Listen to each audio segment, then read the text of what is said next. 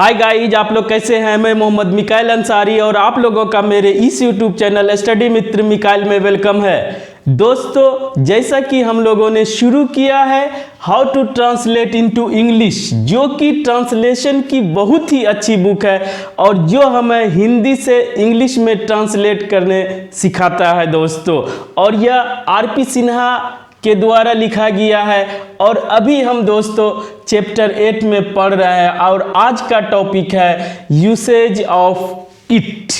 तो दोस्तों इट के बारे में पढ़ेंगे। वैसे हम इट से रिलेटेड बातें कर चुके हैं दोस्तों इसी बुक के फर्स्ट चैप्टर में, जहां पर हम लोग पढ़ रहे थे टाइप्स ऑफ सब्जेक्ट। लेकिन दोस्तों इस बुक में यहाँ पर दिया हुआ है, इसीलिए यहाँ पर भी इसे देख लेंगे। और हाँ दोस्तों, अगर इस चैनल पे नए हैं तो इस वीडियो को लाइक के साथ साथ सब्सक्राइब जरूर करें दोस्तों, और अपने रिलेटिव्स दोस्तों के बीच शेयर जरूर करें दोस्तों, ताकि यह वीडियो सभी के पास पहुँच सके। तो आइए दोस्तों देखते हैं। जैसे कि हम लोग पहले से भी बोलते हैं कि इसका पैटर्न क्या है और हम आपके साथ क्या कर रहे हैं। तो दोस्तों इस बुक का जो पैटर्न है कि कोई भी स्ट्रक्चर देते हैं उसमें से सबसे पहले हिंदी वाक्य देते हैं, उसके बाद उसमें यूज होने वाले स्ट्रक्चर को बताते हैं और उसका फिर ट्रांसलेट करते हैं, फिर कुछ एग्जाम्पल्स देते हैं या एक्सेप्शंस रहता है वो बताते हैं, उसके बाद दोस्तों एक्सरसाइज देते हैं। अगर इसके बुक को आप अच्छे से बना लेते हैं समझ के, तो आपका दोस्तों इंग्लिश लैंग्वेज में पकड़ बन जाएगी। तो आइए दोस्तों, और हम आपके साथ ये करते हैं कि इसमें जो स्ट्रक्चर यूज होता है उसे हम आपके साथ एक्सप्लेन करके डिस्कस करके आपके लिए आसान बना देते हैं। और साथ ही साथ दोस्तों इसमें जो एक्स्ट्रा कंसेप्ट यूज होता है उसे भी हम आपके साथ मिलके क्लियर करते हैं, ताकि आपको समझने में और इसका ट्रांसलेट करने में कोई भी परेशानी ना हो और आप आसानी से समझ सके। तो आइए दोस्तों अब शुरू करते हैं। जैसे कि आज का टॉपिक है यूसेज ऑफ इट। इट से रिलेटेड जहां तक बात है, ये एक पर्सनल प्रोनाउन है, ठीक है, और ये थर्ड पर्सन सिंगुलर नंबर, जो कि non living thing, lifeless thing के लिए नाउन के जगह पे आता है प्रोनाउन, ठीक है। उस पर ज़्यादा हम लोग बात नहीं करेंगे दोस्तों, क्योंकि ये प्रोनाउन की बात है वहाँ पे देखेंगे।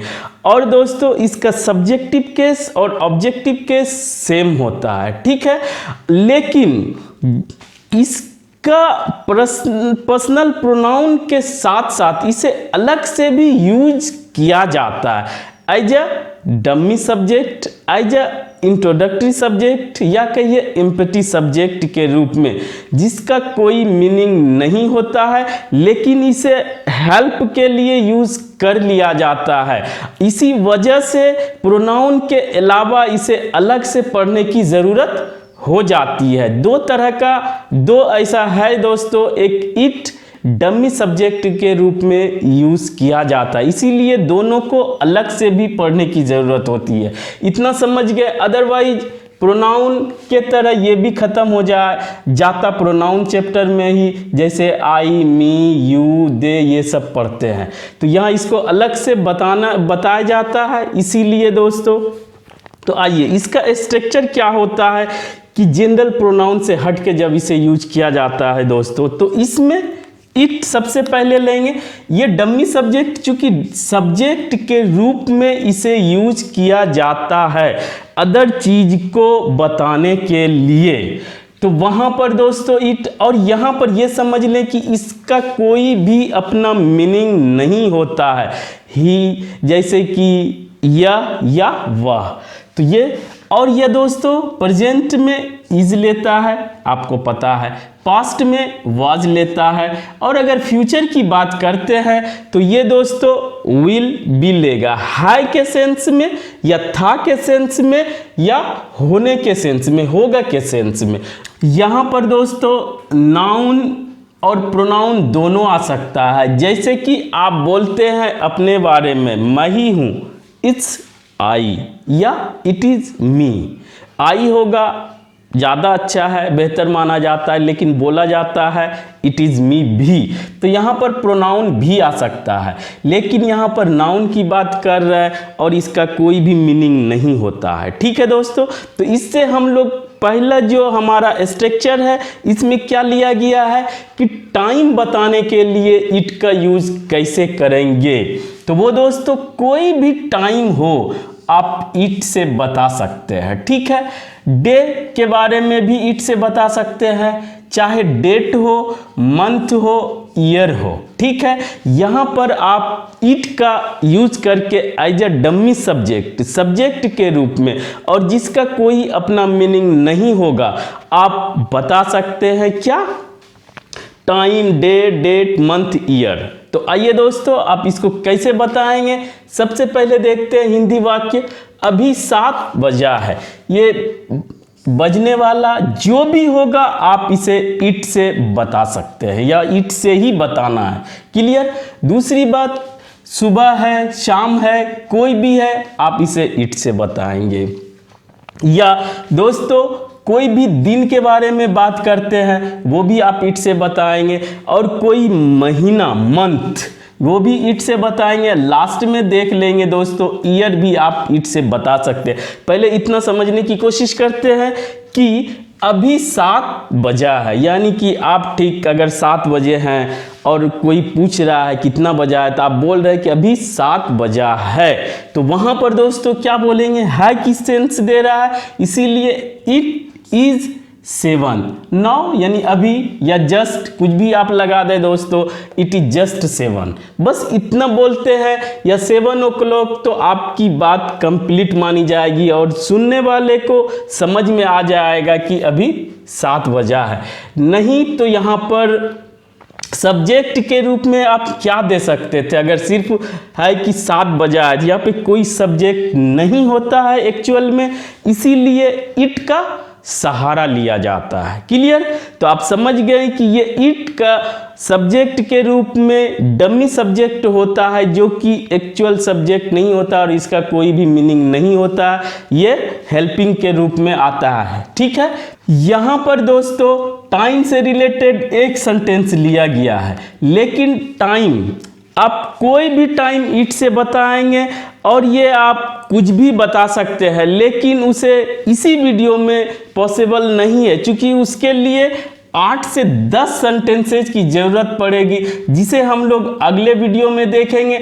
और अगर उस फॉर्मेट को आप माइंड में रख लेते हैं तो आप कोई भी टाइम बता सकते हैं इंग्लिश में, चाहे वो 7:10 हुआ हो, 7:15 हुआ हो, या 7 बजने में 10 मिनट बाकी हो, या 6:45 हुआ हो, 7:30 हुआ हो, 7:25 हुआ हो, कुछ भी बताना हो, इसके लिए आपको 8 से 10 स्ट्रक्चर की ज़रूरत पड़ेगी। उसके बाद आप बता सकते हैं, और उसको दोस्तों हम लोग नेक्स्ट वीडियो में देखेंगे। क्लियर।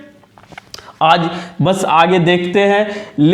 अगला है सेंटेंस दोस्तों हमारा, अभी सुबह है। इसका मतलब अभी सुबह है की बात कर रहा है, तो यहाँ पर दोस्तों इट इज इतना तो फिक्स रहेगा, है की बात कर रहा है। अगर बात करता था तो क्या बोलते दोस्तों, इट वाज। ये भी इट आप जानते हैं कि प्रेजेंट में इज लेता है, पास्ट में वाज लेता है, और फ्यूचर में विल भी लेगा दोस्तों। तो इसके लिए अगर बोलते हैं इट इज मॉर्निंग नाउ, अभी।